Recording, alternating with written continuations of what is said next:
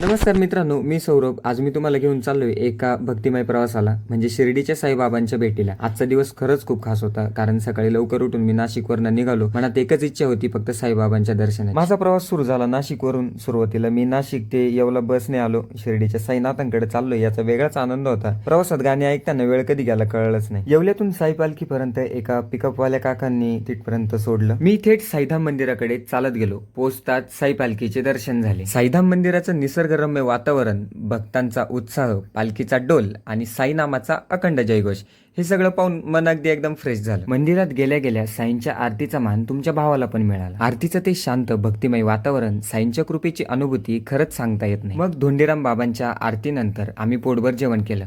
प्रवासात मिळालेलं साधं जेवणही खूप चविष्ट लागतं, कारण त्यात साई कृपेचा प्रसाद असतो. जेवण करून थोडा आराम केला. मग वेळ झाली होती खऱ्या प्रवासात. जेवण करून आम्ही पालखीसोबत शिर्डीसाठी पायी चालायला निघालो. पायी चालताना जो आनंद मिळतो ना, तो अनुभवायसारखा आहे. साईबाबांच्या पालखीसोबत, भक्तांसोबत चालताना एक वेगळीच ऊर्जा मिळते. पायांना थोडा त्रास होत असला तरी मनात एक उत्साह भरलेला. तुम्हाला माहित आहे का, साईबाबांनी सबका मालिक एक हा संदेश दिला. त्यांनी कधीच कोणत्याही धर्माला मोठं मानलं नाही. त्यांच्यासाठी माणुसकीची सेवा हीच खरी देवसेवा होती. रस्त्यात दर्शन झाले ते कोपरगावच्या गंगा नदीचे. मंडळाच्या कार्यकर्त्यांसोबत मागील प्रवासाचे अनुभव घेत आम्ही पोहोचलो राष्ट्रसंत जनार्दन स्वामी मौनगिरी महाराज समाधी मंदिर कोपरगाव येथे. स्वामींचे दर्शन घेऊन आम्ही पुढच्या प्रवासाला सुरुवात केली. खूप चालून चालून पाय थोडे थकले होते, म्हणून आम्ही थोडा आराम केला. आज दिवसभर काय घडलं त्याचे अनुभव एकमेकांसोबत शेअर केले.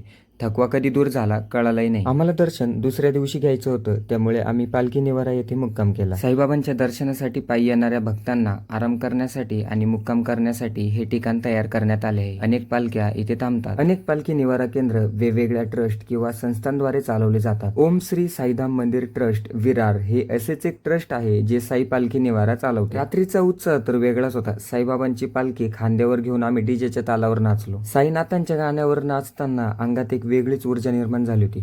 आजूबाजूला सर्वत्र भक्तिमय वातावरण होतं. भक्ती आणि आनंदाचा हा संगम खरंच अविस्मरणीय आहे.